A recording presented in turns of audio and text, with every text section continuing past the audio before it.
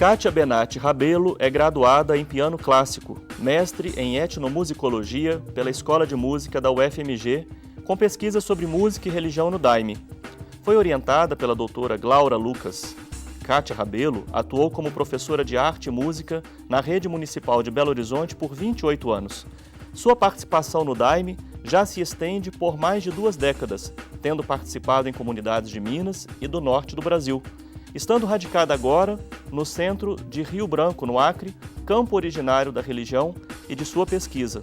Hinos do Daime é o tema do Religária de hoje, com Kátia Benatti Rabelo. Seja bem-vinda, Kátia. Você quer sugerir um tema, fazer um comentário ou dar alguma sugestão? Você pode fazer isso pelas redes sociais. Siga @Flávio Senra pelo Twitter e acompanhe a página do Religare Conhecimento e Religião no Facebook. Você pode também ter notícias do programa na página tvhorizonte.com.br/Religare. Kátia, como foi esse seu caminho, né, de professora de música, pianista, ao estudo da música no Daime? Em primeiro lugar, quero agradecer o convite. Nós é que agradecemos você estar aqui com a gente. E a oportunidade. O caminho foi pessoal para a religião. Eu, pessoalmente, tive uma crise muito forte e me interessei em tomar o Daime como uma saída mesmo para a minha vida pessoal. E aconteceu uma maravilha que eu, vamos dizer, um fenômeno de conversão religiosa mesmo. Eu passei a ter fé e aí fiz parte. Você interessou por fazer os estudos da música no Daime já nesse momento? Eu comecei no início, me interessei pela música. Como eu já vinha de um estudo de música anterior, então eu me interessei a aprender a cantar e com o tempo também a tocar. E passei a tocar teclado aqui, no centro aqui de Santa Luzia, fazer parte dos rituais tocando teclado e também, por vezes, cantando. Sim. E para a gente aprender a cantar, a gente precisa se interessar bem assim em saber a melodia, a letra dos hinos. E aconteceram muitos fatos aqui na década de 90, quando nós ficamos sabendo de outras fontes daqueles hinos. Então, me interessei a ir ao norte, pesquisar essa música Sim. na origem. E como é que é essa abordagem que se chama etnomúsica? Né? Como é que especificamente é essa abordagem? No caso, você se dedicou à música no Daime, né, estritamente. Mas etnomúsica de modo mais amplo, como é que nós poderíamos compreender essa abordagem? A etnomusicologia, enquanto ciência e disciplina, ela vai surgir na segunda metade do século XX como, antigamente chamava-se antropologia da música. E com o tempo sim. ela foi se separando enquanto disciplina e também porque ela parte de um outro princípio. Dentro da antropologia, a música, os artefatos, eles vão entrar também no campo de estudo. E já na etnomusicologia, a música ela entra como elemento estruturador de muitas sociedades, de muitos grupos. Sim. No caso do Daime especificamente, qual que é o papel que exerce a música ali? A música no Daime, o Daime já é dito como uma religião musical. Sim. Porque, na verdade, os rituais são todos cantados. Não tem pregação, né? Não tem leituras. Tem orações, Pai Nosso, Ave Maria, de aberturas e de fechamento, reza-se o terço. Mas todo o ritual, o tempo ritual, ele é todo empregado nos rituais mais característicos em cantar, bailar os hinos que é uma música recebida, uma música inspirada. Mas como é que a música chegou a ser, né, assim, tão central, tão vital para a religião do Daime? Qual que é a história disso? Né? Algo aconteceu para que a música ocupasse esse lugar tão importante? Sim, a história inicial da música do Daime é a mesma história do mito de origem, que a gente chama assim, da religião, que é o encontro do mestre Irineu, um maranhense negro, que migrou para o Acre no início do século, mais ou menos em 1912, ele chegou ao Acre e trabalhou como seringueiro, na comissão de limites, que na época eles estavam demarcando as fronteiras do Brasil, Bolívia e Peru. E depois também foi para Rio Branco, trabalhou na força policial e também como agricultor. Só que nesse período que ele estava na fronteira do Brasil com o Peru, ele conheceu a ayahuasca, que é a bebida antiga, milenar, né, que é comum usada, na região, não? que é comum na região e não só no Brasil, como em todos os países ali, Bolívia, Peru, Equador, Colômbia. E ao tomar essa bebida com os peruanos, que não sabemos exatamente onde ele tomou e com qual etnia, ele teve uma invocação diferente daquele grupo que estava ali, porque o grupo invocava os nomes de entes que ele não conhecia. Ele chamava também, mas ele começava a ver cruzes. Aí ele falou, tem uma coisa errada comigo. Então ele foi tomar essa bebida sozinho e teve uma visão numa noite de lua, onde ele viu uma senhora muito formosa, maravilhosa, sentada num trono dentro da lua. E estabeleceu-se um diálogo com ela, ela marcou com ele um encontro para ele ficar 8 dias retirado na mata, né? E que ali ela passaria para ele algumas coisas.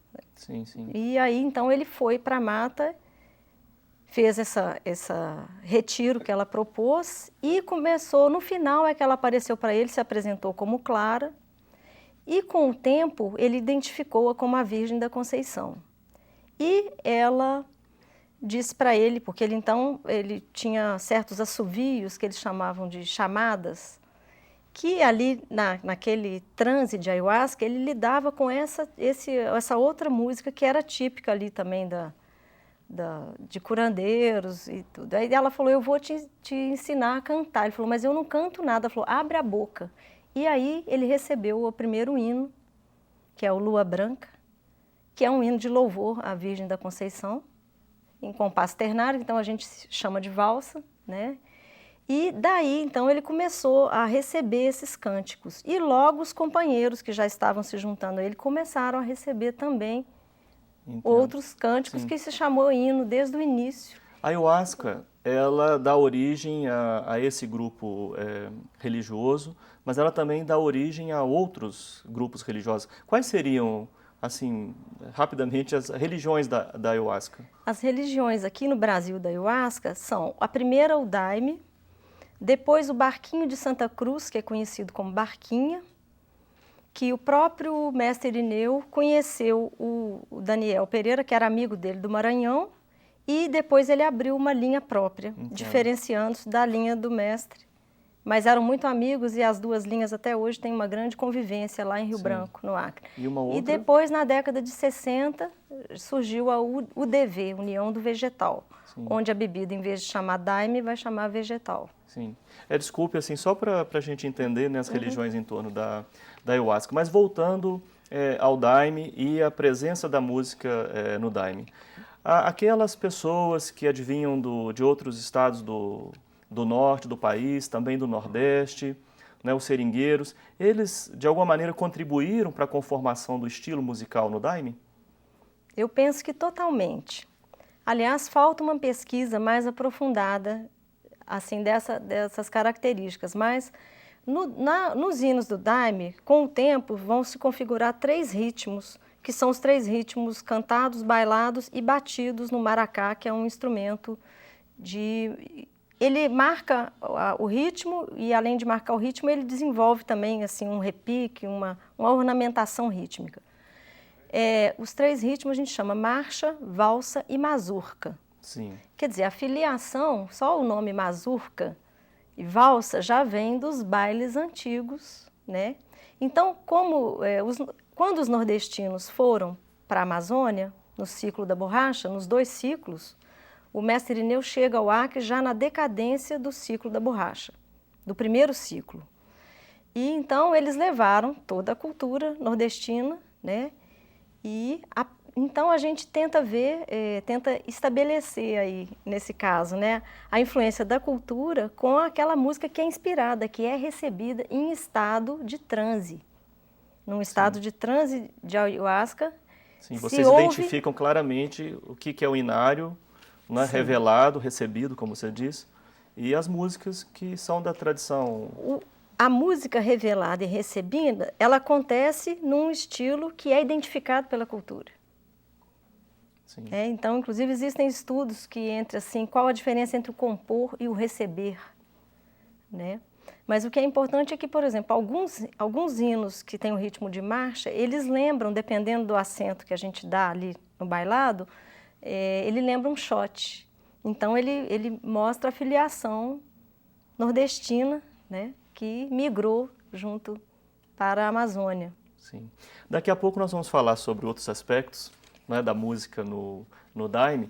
O Religária de hoje conversa com Kátia Benatti Rabelo. Nós estamos falando sobre música e religião, particularmente no Daime. Nós vamos para um breve intervalo e voltamos já.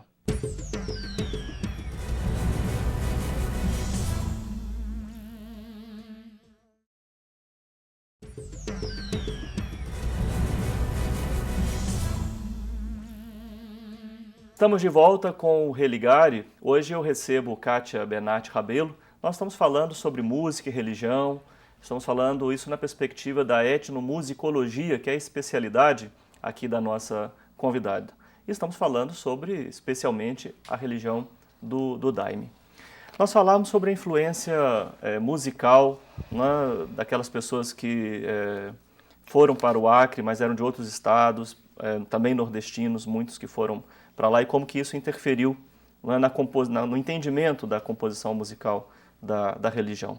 Do ponto de vista do conteúdo, né, desses cantos, né, que influências, né, a música no Daime recebeu?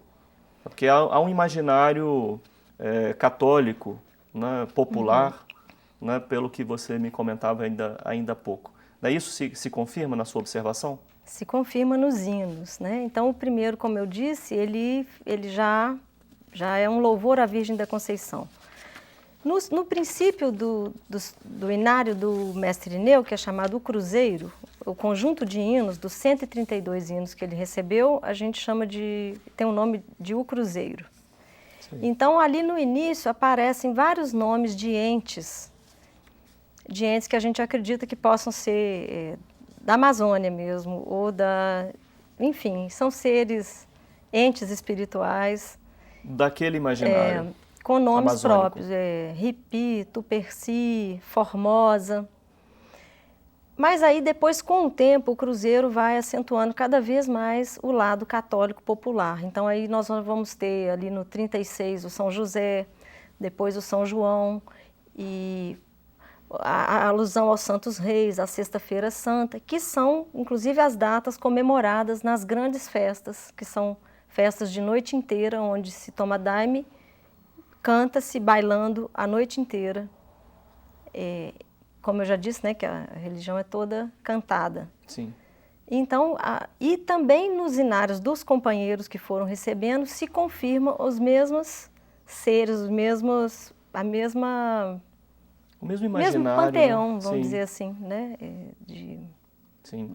Quando é que o Daime, apesar de toda essa influência cultural, né, e também de outras matrizes religiosas, quando é que o Daime se assume como o Daime, né, distinto de qualquer outra manifestação religiosa?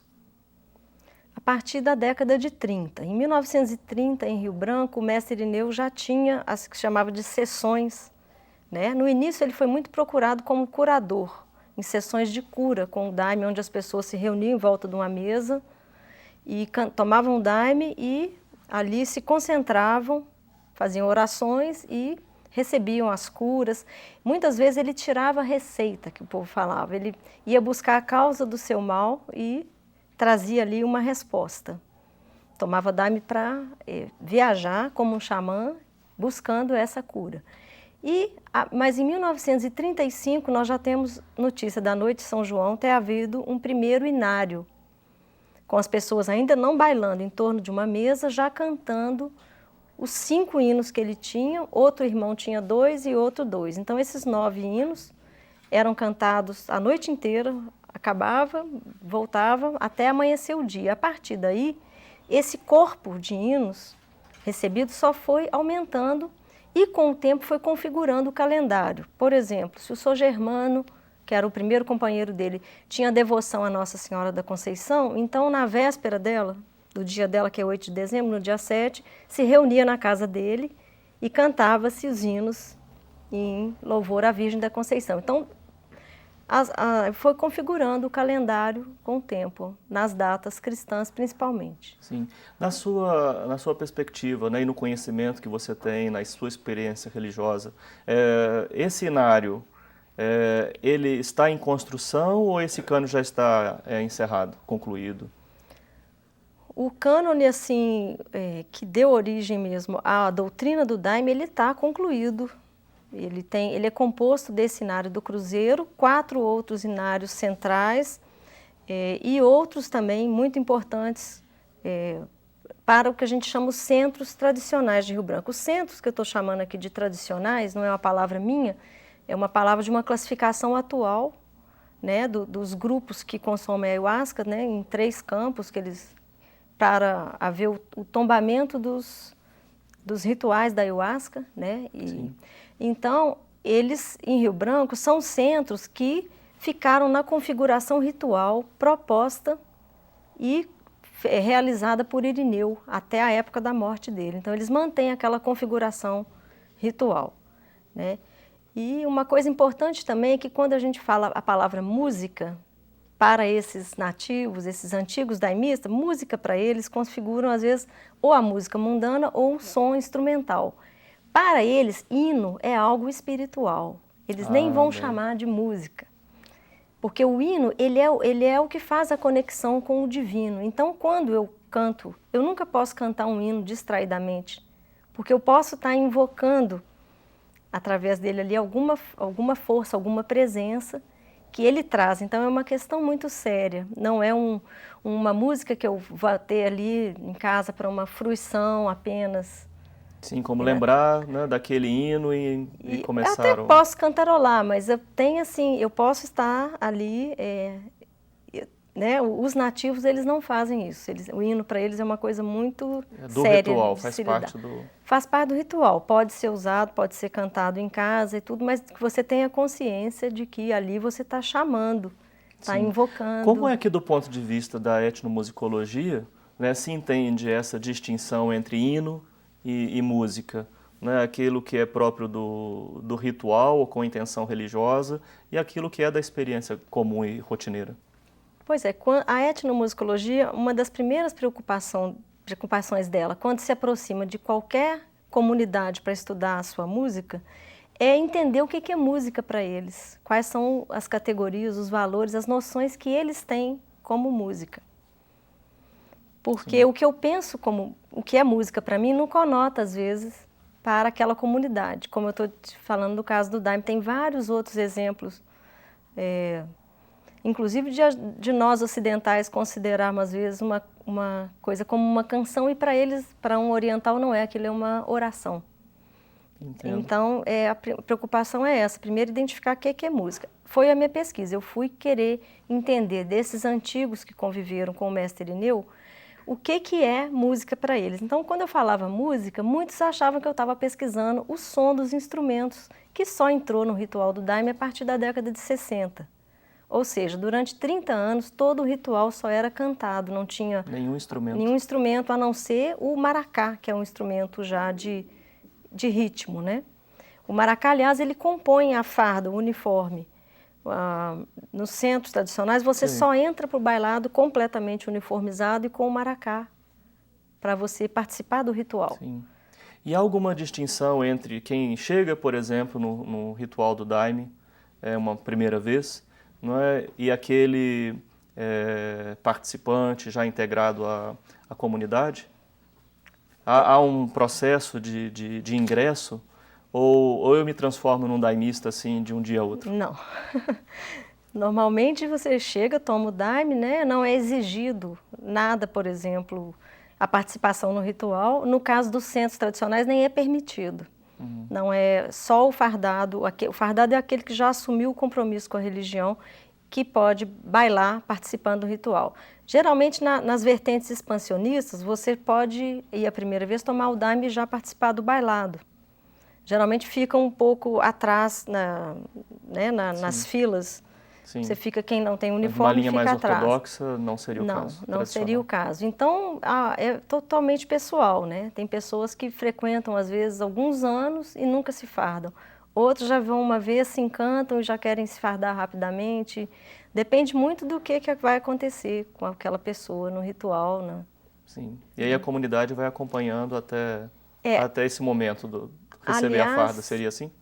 Sim, com certeza.